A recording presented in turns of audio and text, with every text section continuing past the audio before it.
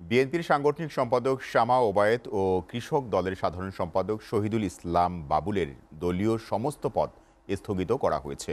গতরাতে বিএনপির কেন্দ্রীয় দপ্তর থেকে এ তথ্য জানানো হয়। ফরিদপুরের নগরকান্দায় বিএনপির দুই গ্রুপের মধ্যে সংঘর্ষে একজন নিহত এবং ১০ জন আহত হওয়ার ঘটনার পর এই দুই নেতার বিরুদ্ধে এই ব্যবস্থা নেওয়া হয়। পুলিশ ও স্থানীয়রা জানায়, এই উপজেলাতেই কৃষক দলের সাধারণ সম্পাদক শহীদুল ইসলাম বাবুল ও বিএনপি নির্বাহী কমিটির সাংগঠনিক সম্পাদক শামা ওবায়দের বাড়ি। দুজনেই ওই আসন থেকে বিএনপির মনোনয়ন প্রত্যাশী। এদিন ঢাকা থেকে শহীদুল ইসলাম বাবুলের আগমন উপলক্ষে শোডাউন ও পথসভার ব্যবস্থা করা হয়।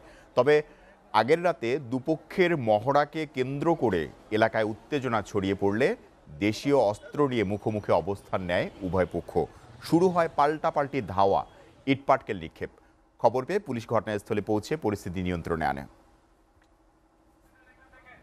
ফরিদপুর থেকে সরাসরি যুক্ত হচ্ছেন সহকর্মী সুজাউজ্জামান জুয়েল।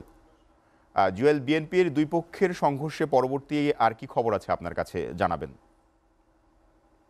ধন্যবাদ সেলেনা আপনাকে। আপনি যেমনটি বলছিলেন, ফরিদপুরের বিএনপির যে রাজনীতি সেটা কিন্তু দীর্ঘদিন দুটি মেরুতে কিন্তু ভাগ করা। অর্থাৎ আপনি যদি আপনাকে জানিয়ে রাখি যে আসলে বিএনপির যে পূর্বের যে বড় দুই নেতা ফরিদপুরে, সেটি হচ্ছে কে এম ওবায়দুর রহমান এবং চৌধুরী কামাল ইবনে ইউসুফ। এই দুটি মেরুতে কিন্তু ভাগ করা দীর্ঘদিন এই রাজনীতিতে, এই ফরিদপুরের বিএনপির রাজনীতিতে। সেখান থেকেই কিন্তু দলীয় যে কোন্দল সেটি সৃষ্টি হয়। এরপরে কিন্তু এখন এসে কে এম ওবায়দুর রহমানের মেয়ে রিঙ্কু এবং শহীদুল ইসলাম বাবুল, এই দুটি মেরুতে কিন্তু আবারও বর্তমান যে বিএনপি চলমান রয়েছে যে কার্যক্রম, সেখানে কিন্তু এই দুটি মেরুতেই কিন্তু ভাগ হয়ে রয়েছে। যে কারণে ৫ই আগস্টের পর বৈষম্য বিরোধী ছাত্র আন্দোলনের যে বাংলাদেশ যে দ্বিতীয়বার যে স্বাধীনতা লাভ করে, সে পরে কিন্তু শ্যামা ওবায়দ ইসলাম রিঙ্কু কিন্তু তার বড় ধরনের একটি শোডাউন করে ১৭ বছর পর নগরকান্দায়। সেখান থেকে এর পরবর্তীতে শহীদুল ইসলাম বাবুল গতকালকে যেই শোডাউনটি করার কথা ছিল, সেই অনুযায়ী তিনি আসার পথে কিন্তু এই সংঘর্ষের ঘটনাটি ঘটে। এরপরে কিন্তু এই আহত এবং নিহতর ঘটনাটি ঘটে। যে কারণে কিন্তু ফরিদপুরের নেতাকর্মী এবং সবার মধ্যে বিএনপি ঘরানার যারা আছেন তাদের ভিতর কিন্তু একটা মিশ্র প্রতিক্রিয়া দেখা দিচ্ছে। যে যখন জেলা বিএনপিতে একটি সুন্দর পরিবেশ, অর্থাৎ বিএনপির যে বর্তমান অবস্থা সেখানে সুন্দর পরিবেশে যাচ্ছে, সেই অবস্থায় একজন নিহত এবং বেশ কয়েকজন নেতাকর্মী আহত হয়েছে। ঘটনার পরবর্তীতে কিন্তু যে নেতাকর্মী তাদের ভিতরে একটি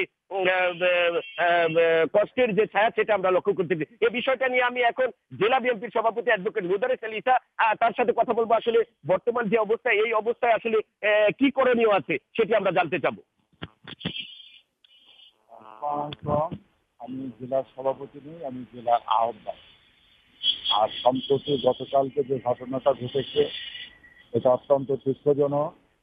এই গত ৫ই আগস্ট শুধু নয়, আমরা দীর্ঘ ১৭ বছর এই সরকার বিরোধী, হাসিনা বিরোধী আমরা আন্দোলনে ছিলাম। ছাত্র জনতার বিপ্লবের মধ্য দিয়ে বর্তমান অন্তর্বর্তীকালীন সরকার আছে। এই সরকার জনতার সরকার, এই প্রত্যাশিত সরকারেরও প্রত্যাশা, আমাদেরও প্রত্যাশা দেশের আইন শৃঙ্খলা রক্ষা করা, দেশের সামাজিকতা রক্ষা করা,